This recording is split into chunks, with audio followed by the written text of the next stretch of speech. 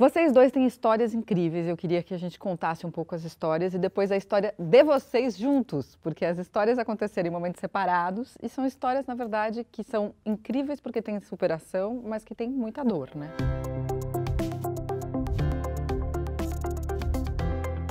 Bom, relacionado ao universo da depressão, em 2011 eu fui chamado para ser diretor de cena de um projeto do IPQ, do Instituto de Psiquiatria, e ali estavam as grandes referências do universo de psiquiatria, né, tratando sobre os diversos tipos de transtornos.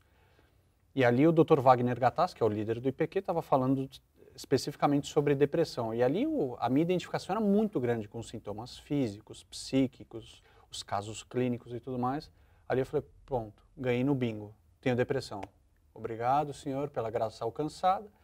Passei 6 meses embarrigando o problema, característica típica de homens, né? Até o dia que eu tive uma crise compulsiva de choro, assim, absurda, dentro do metrô. Dentro do metrô? Durante umas 3 horas, eu não conseguia parar de chorar. E aí... Você lembra da estação que você estava? Na Consolação.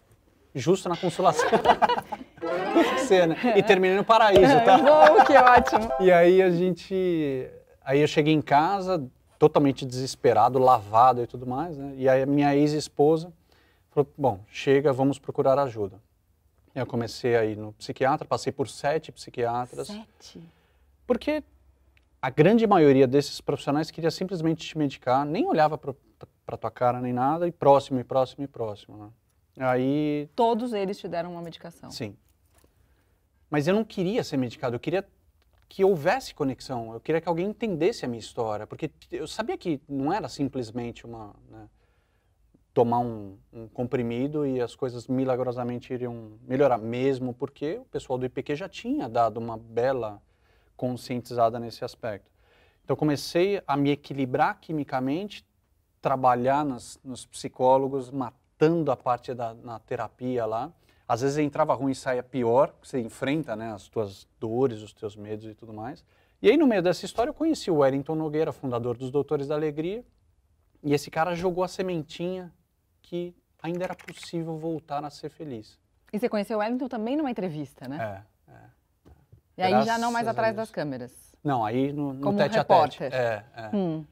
E ali, a partir daquele momento, eu comecei a fazer alguns cursos de palhaço, por conta até do convite do Wellington, né, que me influenciou muito positivamente. E aí, a partir daquilo, a magia começou a acontecer na minha vida. Eu comecei a me restabelecer como pessoa, comecei a voltar a ver a cor na vida, porque na depressão é o cinza, né, que é a grande coloração da vida de um depressivo, é o cinza. É tudo muito monocromático, né? E demorou quanto tempo para você voltar a ver cor na vida? Foi só com terapia ou teve remédio também? Remédio? Remédio? Então, acho que foi uns 4, 5 meses da medicação para eu voltar a me sentir minimamente equilibrado quimicamente.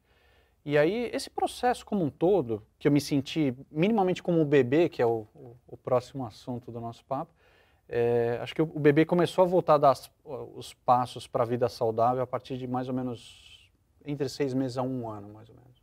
E aí ele olhou para a Karina, porque a Karina é psicóloga. Super tá do lado de lá, mas não foi assim que eles se conheceram, não foi numa sessão, né?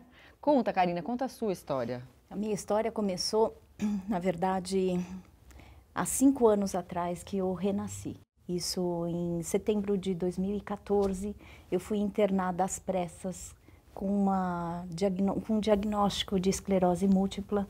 Minha endocrinologista falando, Karina, encontraram vários cistos no seu cérebro, câncer não é, mas a gente já organizou uma equipe para você no hospital. E aí ela falou assim, o que é que você vai fazer amanhã?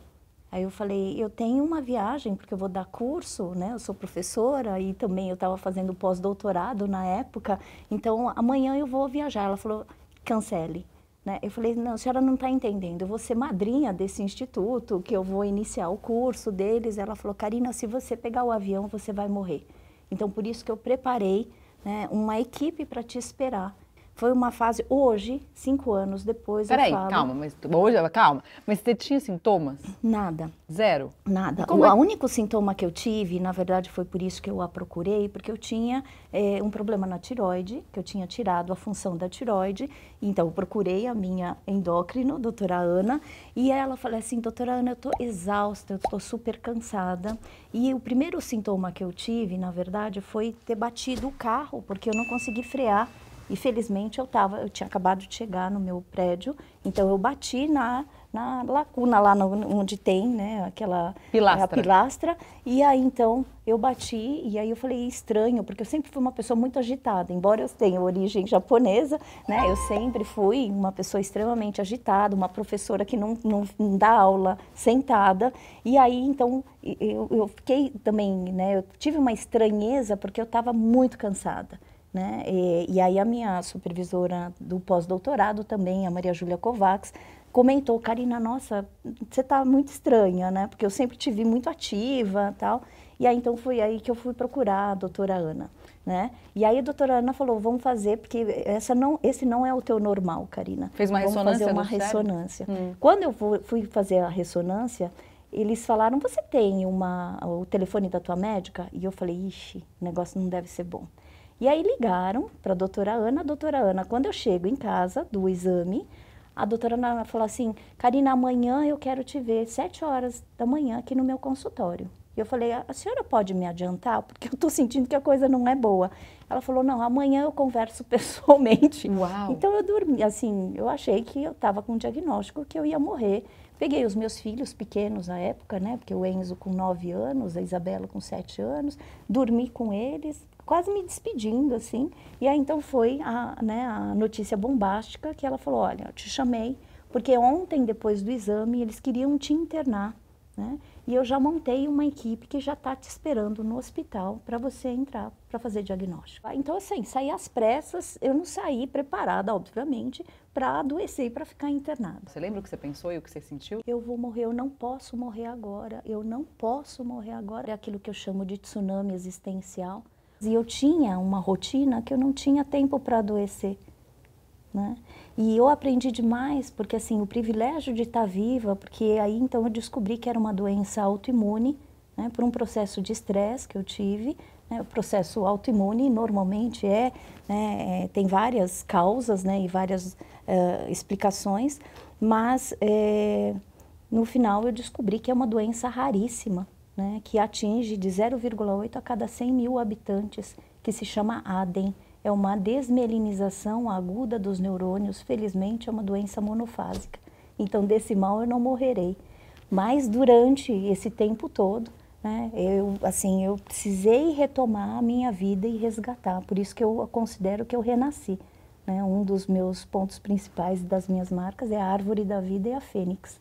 Né? Porque realmente, assim, eu fiz uma barganha com o Papai do Céu, né? E parece que tem dado certo. E a barganha foi se ele me ajudasse a recuperar os meus movimentos, porque eu perdi totalmente os movimentos temporariamente. Quanto tempo sem movimento? Eu fiquei praticamente 6 meses fazendo fisioterapia diária. Isso aqui é milagre eu estar fazendo. Eu não tinha forças para entornar a água no meu copo.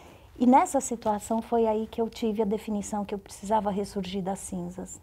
No hospital onde eu ficava, as pessoas eram nomeadas, as pessoas que levavam os outros eram nomeadas de transporte. Uma coisa que eu sempre me incomodei. Você não pode chamar a pessoa, né, pela função que ela tem. E aí, então, normalmente, como eu ficava incomodada e eu tenho essa ideia de ser psicóloga, eu falava, oi, transporte, qual que é o seu nome? Né? E chega um transporte, né, essa pessoa, trazendo uma mulher na maca.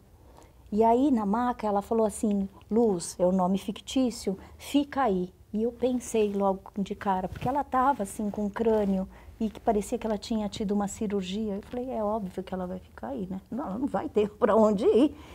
Só que nesse momento eu falei assim, meu Deus, eu poderia estar nesta situação.